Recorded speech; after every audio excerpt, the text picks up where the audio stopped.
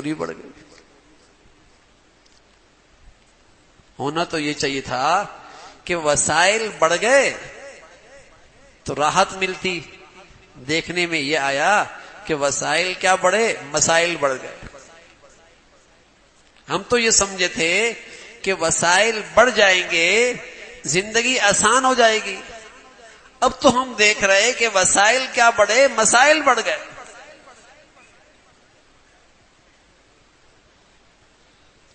اگر ان وسائل کے ساتھ ساتھ تقوی بھی ہوتا تب زندگی آسان ہوتی. لیکن تقوی نہیں، وہ وسائل گناہ بھی لے کے آئے تو مسائل بھی بڑھ گئے. مسائل بھی بڑھ گئے. جتنے وسائل بڑھتے چلے گئے مسائل بڑھتے چلے گئے.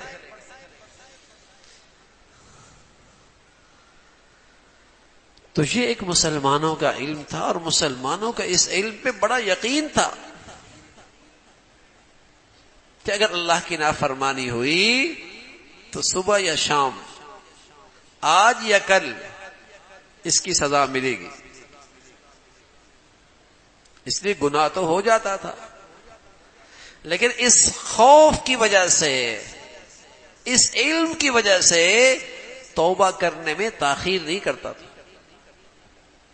اب تو گناہوں پہ جری ہے، اب تو گناہوں پہ فخر ہے، اب تو گناہوں پہ اصرار ہے.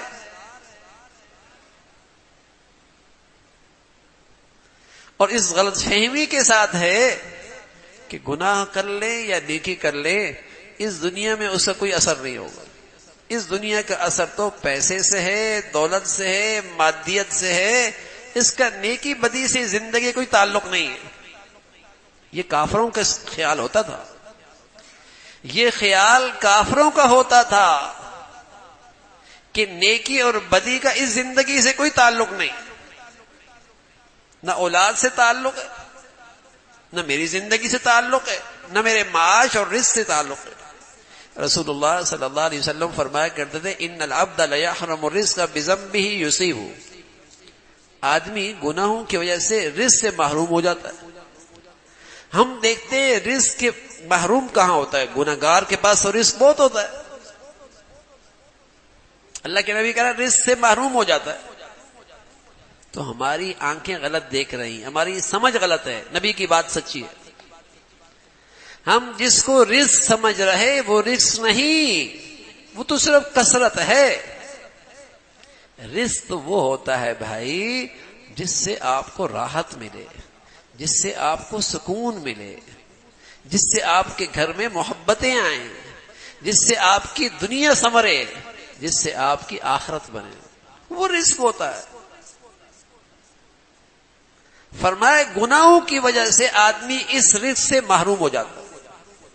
اس کے رزق میں یہ خیریں باقی نہیں رہتی، یہ خیریں باقی نہیں رہتی. گناہ کی نحوست ہے، چھوٹا ہو یا بڑا وہ اپنا اثر رکھتا ہے، وہ اپنا اثر رکھتا ہے.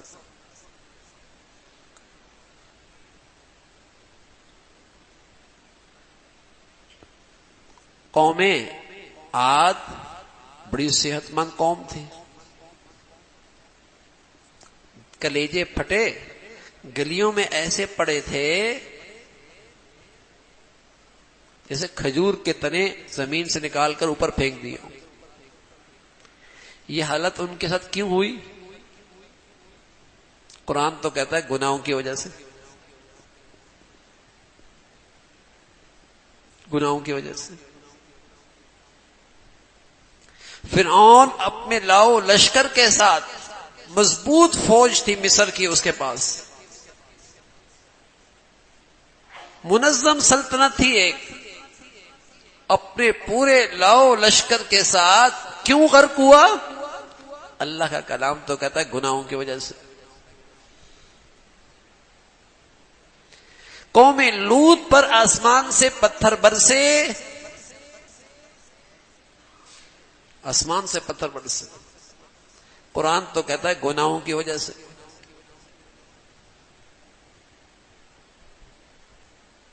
قوم شعیب پر اللہ کی پکڑ آئی، کیوں آئی بھائی؟ گناہوں کی وجہ سے۔ تو آج ہم کیوں بھول بیٹھے کہ گناہوں کا زندگی میں ریئیکشن نہیں آئے گا؟ آج ہم کیوں بھول بیٹھے کہ گناہوں سے زندگی میں ریئیکشن نہیں آئے گا؟ افنجعل المسلمین کالمجرمین ما لکم کیف تحکمون، فرما بردار اور نافرمان کے ساتھ ہم ایک جیسا سلوک کریں گے؟ نا ایسا نہیں ہوگا۔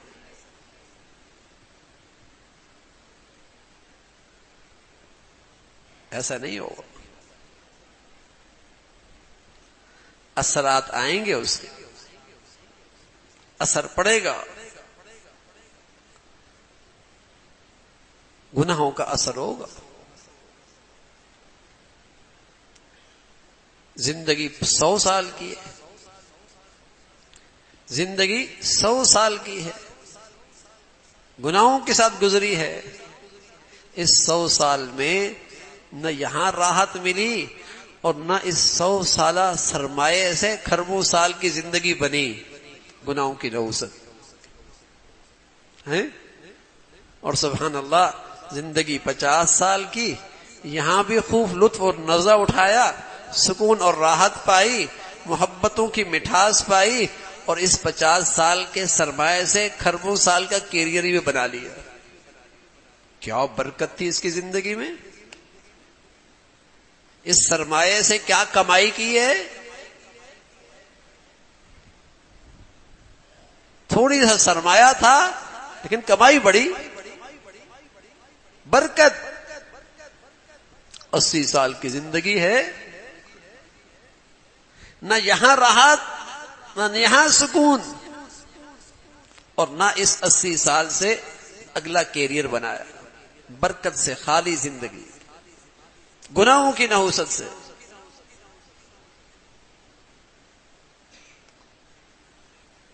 تو میرے عزیزو،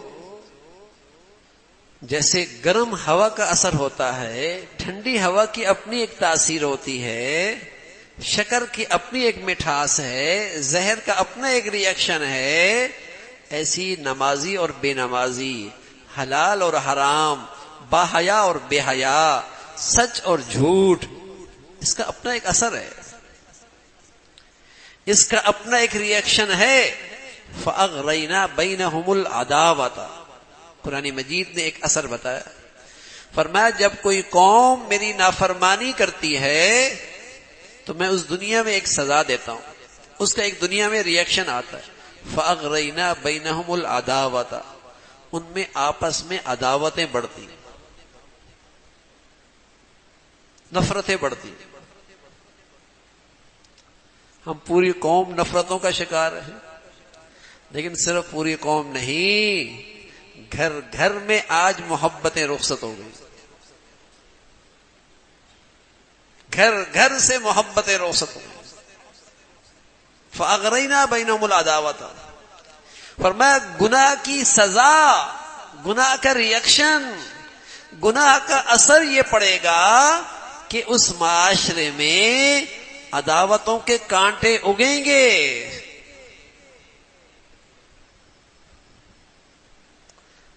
عداوت کی تپش آئے گی۔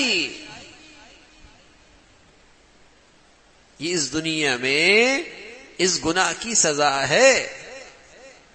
اور اگر کوئی گھر میں ہو، یقین جانیے کوئی گھر آپ کو نہیں ملے گا روئے زمین پر جہاں اللہ کی نافرمانی ہوتی ہو اور پھر وہاں سکون اور محبتیں بھی ہوتی، نہیں ملے گا، نہ جھونپڑی نہ کوٹھی۔ جہاں اللہ کی نافرمانیاں ہوتی ہوں اور پھر سکون اور محبت۔ لیکن آج مسلمان اس علم سے اتنے دور چلے گئے کہ نفرتوں کی آگ میں بھی جل رہے، بے سکونی کی آگ میں بھی جل رہے، لیکن نظر نہیں جاتی گناہوں کی طرف، خیال نہیں جاتا کہ یہ ہے اصل جڑ جو اللہ کے رسول اللہ نے بتائی ہے، اللہ کے کلام نے بتائی ہے، یہ ہے اصل جڑ۔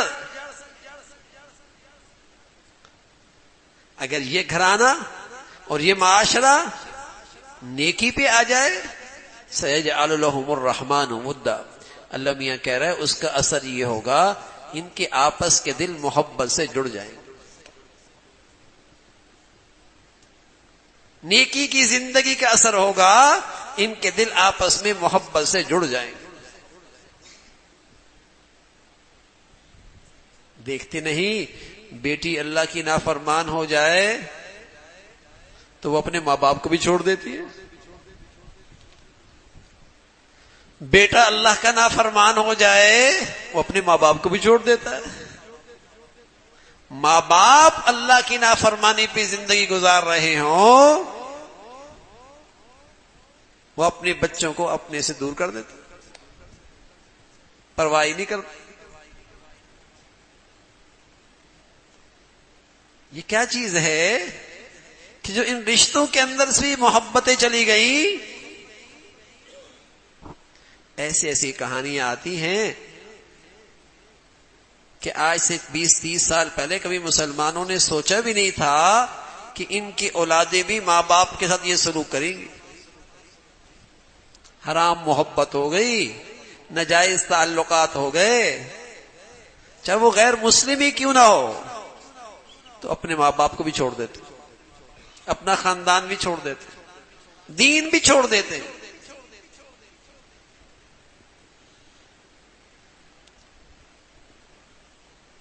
کبھی مسلمانوں میں اس کا تصور تھا؟ گناہوں کے نحوست ہے، دل مسخ ہو جاتا ہے، دل سخت ہو جاتا ہے. فَأَغْرَيْنَا بَيْنَهُمُ الْعَدَاوَةَ. پہلے رسول صلی اللہ علیہ وسلم فرمایا کرتے تھے اظہر الناس العلم وضيعوا العمل وتحابوا بالألسن وتباغضوا بالقلوب وتقاطعوا الارحام فلعنهم الله عند ذلك فأصمهم وأعمى أبصارهم. ایک وقت آئے گا بہت معلومات ہوں گی، معلومات کی کمی نہیں ہوگی. آپ ایسی ایسی چیزیں آ گئیں، آپ بس بٹن دبائیں آپ مصنف بن جائیں گے. وہ پوری کتاب لکھ کے آپ کے نام سے آپ کو پیش کر دے گا، ساری تحقیق آپ کے سامنے آ جائے گی. معلومات کی کمی نہیں ہوگی، عمل کوئی نہیں، کردار کوئی نہیں ہوگا، اخلاقیات کوئی نہیں ہوگی. محبتیں صرف زبان کی حد تک ہوں گی، دل محبت اور احترام سے خالی ہوگا، دل محبت اور احترام سے خالی ہوگا. دلوں میں تو کینہ ہوگا، بغض ہوگا، حسد ہوگا، سارے رشتے ٹوٹ پھوٹ جائیں گے، کسی رشتے کا لحاظ نہیں رہے گا. پہلے چیزیں تھوڑی تھیں، رشتے مضبوط تھے، اب چیزیں بڑھ گئی، رشتے کمزور ہو گئے. پہلے ملنے کا جی چاہتا تھا، گاڑی نہیں تھی، رابطے کی شکل نہیں تھی. اب گاڑی بھی ہے، رابطے کی شکل بھی ہے، بات کرنے کا جی نہیں چاہتا.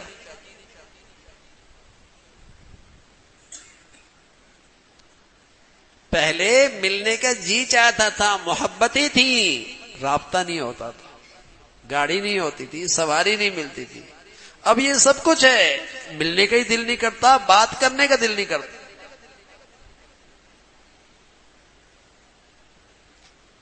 وَتَقَاطَعُوا الْأَرْحَامَ، سارے رشتے ٹوٹ پھوٹ جائیں. فرمایا فَأَصَمَّهُمْ وَأَعْمَى أَبْصَارَهُمْ. اس زمانے میں لوگ اندھے بہرے ہوں گے، اندھے بہرے. کیا مطلب؟ بینائی چلی جائے گی، آنکھیں کان چلے جائیں گے؟ نا ان آنکھوں سے عبرت حاصل نہیں کریں گے، ان کانوں سے سبق حاصل نہیں کریں گے. تھپڑ بھی لگیں گے، حالات بھی آئیں گے، سزا بھی مل رہی ہوگی، ہوش نہیں آئے گا.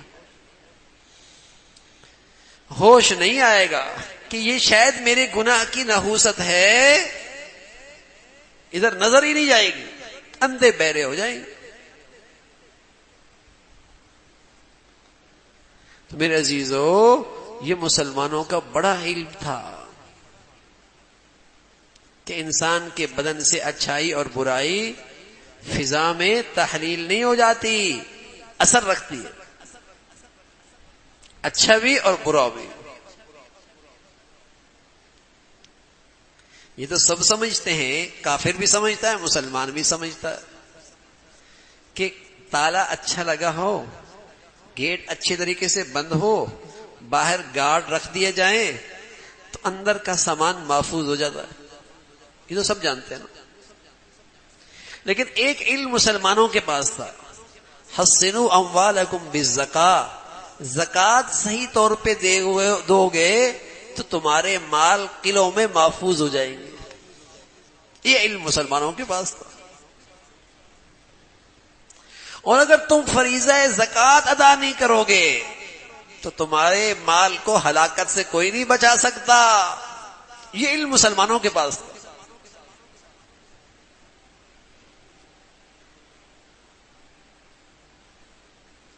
کافر اور مسلمان یہ علم تو جانتے ہیں کہ دروازہ اچھی طریقے سے بند کیا، گارڈ اچھے رکھ دیے، تالا اچھے طریقے سے بند کیا، اندر کا مال محفوظ ہو گیا.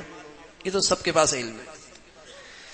لیکن ایک علم خصوصیت کے ساتھ مسلمانوں کا تھا، حسنوا اموالکم بالزکاۃ، تم زکوٰۃ کا فریضہ صحیح طور پہ ادا کرو گے تمہارا مال قلعوں میں محفوظ ہو جائے گا. اللہ کے نبی صلی اللہ علیہ وسلم کے پاس خبر آئی، آپ حتیم میں تشریف فرما تھے، کعبہ کے سامنے، کہ رسول اللہ فلاں آدمی کا مال آ رہا تھا دریا میں، ضائع ہو گیا، ہلاک ہو گیا، نقصان ہو گیا. آپ علیہ الصلوۃ والسلام نے قسم کھا کے فرمایا کسی کا خشکی اور تری میں مال ضائع نہیں ہوتا، ہاں زکوٰۃ کی ادائیگی صحیح نہیں ہوتی.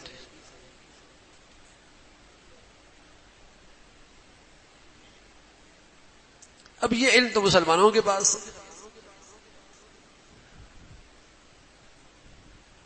کہ اس عمل کا بھی اثر پڑتا ہے مال کی حفاظت اور عدم حفاظت پر.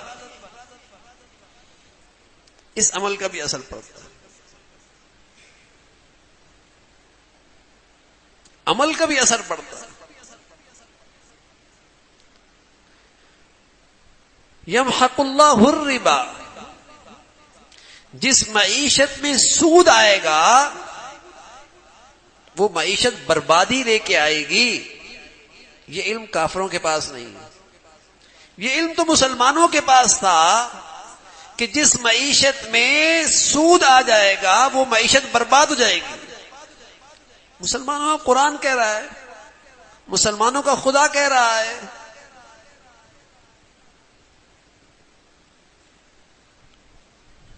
کہ جس کاروبار میں سود آ جائے گا وہ ہلاکت ساتھ لے کے آئے گا.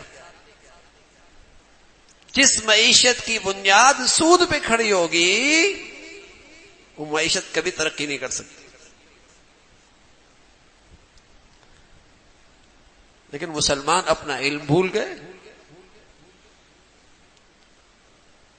ہلاکت کا سامان بھی کریں اور پھر شور مچائیں کہ ہم ہلاک ہو رہے ہیں. یہ تو ایسا ہی ہے کہ ایک آدمی کا پیٹ چل گیا ہو اور دوائی بھی وہ کھا رہا ہو جس سے پیٹ اور چل رہا ہے، اور پھر شور بھی بجائے کہ جی پیٹ چل گیا، پیٹ چل گیا. کسی کا پیٹ چل گیا ہو اور پھر دوائی بھی وہ کھا رہا ہو جس سے پیٹ اور چل رہا ہو، اور پھر شور مچائے کہ پیٹ چل رہا ہے، پیٹ چل رہا ہے. ہم بھی ایسے ہی ہیں، برباد ہو گئے، ہلاک ہو گئے. اسباب بھی وہی اختیار کر رہے ہیں جو بربادی کی طرف اور لے کے جا رہے ہیں.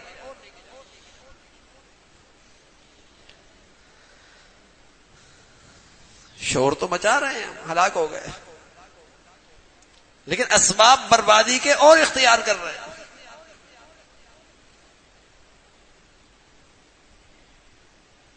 گناہوں کا تو اپنا ری ایکشن ہے، اس کی تو اپنی ایک نحوست ہے ہی. حضرت موسیٰ علیہ الصلوۃ والسلام نے اللہ تعالیٰ سے فرمایا، اللہ آپ آسمانوں پہ ہیں، ہم زمین پہ ہیں، آپ کی ناراضگی کا کیسے پتہ لگے گا کہ آپ ناراض ہیں؟ فرمایا جب بدترین لوگوں کے پاس تمہاری قومی ذمہ داریاں ہوں، اور جب بخیلوں کے ہاتھوں میں دولت ہو، اور جب بے موسم بارشیں ہونے لگے، یہ علامت ہے کہ اللہ تعالیٰ زمین والوں سے ناراض ہے. اور جب تمہارے قومی امور حلیم لوگوں کے ہاتھ میں آ جائیں، سمجھدار لوگوں کے ہاتھ میں آ جائیں، اور تمہاری دولت سخیوں کے ہاتھ میں آ جائے، اور جب تمہیں بارشوں کی ضرورت ہو، تمہاری بارشیں ہونے لگے، سمجھ لو آسمان والا رب تم سے راضی ہے۔ تو جیسے زمین والے اعمال کرتے ہیں ویسے حالات آتے ہیں، ویسے آسمان سے فیصلے ہوتے ہیں۔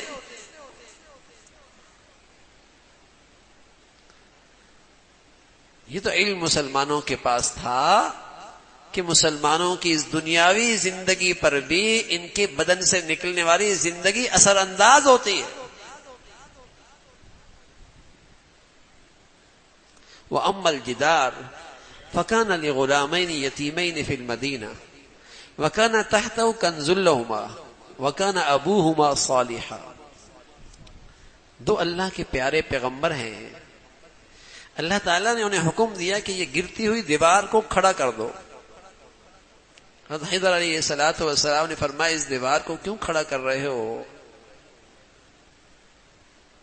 حضرت خضر سے موسیٰ علیہ السلام نے فرمایا اس دیوار کو کیوں کھڑا کر رہے ہو؟ تو اللہ تعالیٰ نے بتا دیا کہ اس دیوار کو کھڑا کرو، اس کے دیوار کے نیچے خزانہ ہے دو یتیم بچوں کا، تاکہ یہ بڑے ہو جائیں اور اپنے خزانے کی حفاظت کر سکیں۔ ساتھ یہ بتایا کہ ان بچوں کی خصوصیت کیا ہے، یتیم تو بچے دنیا میں بہت ہیں، ان یتیم بچوں کی خدمت نبیوں سے کیوں کرائی جا رہی؟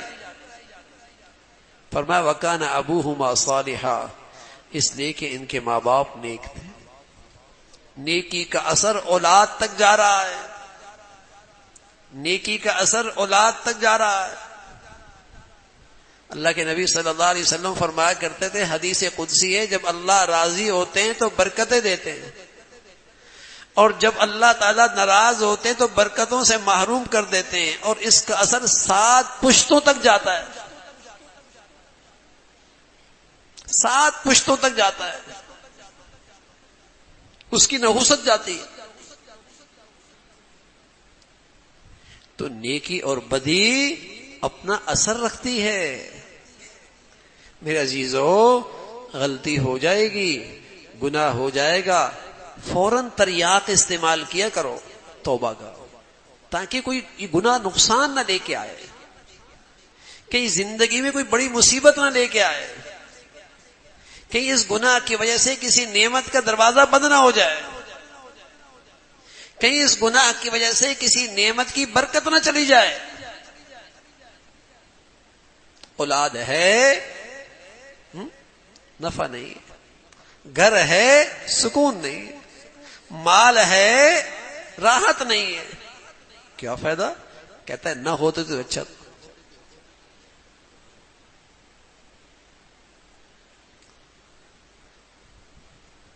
تو نعمتیں مبارک ہوتی ہیں، نعمتیں مبارک ہوتی ہیں جب زندگی گناہوں سے پاک ہوتی ہے، مبارک ہوتی ہیں یعنی ان نعمتوں میں نفع بہت ہوتا ہے، ان نعمتوں سے آدمی فائدہ بہت اٹھاتا ہے، اور گناہوں کی نحوست سے یا تو نعمتیں ہی چلی جاتی ہیں یا نعمتوں کی شکل تو رہتی ہے، جیسے بادام کا چھلکا تو ہے، اندر گیری سڑی ہوئی ہے،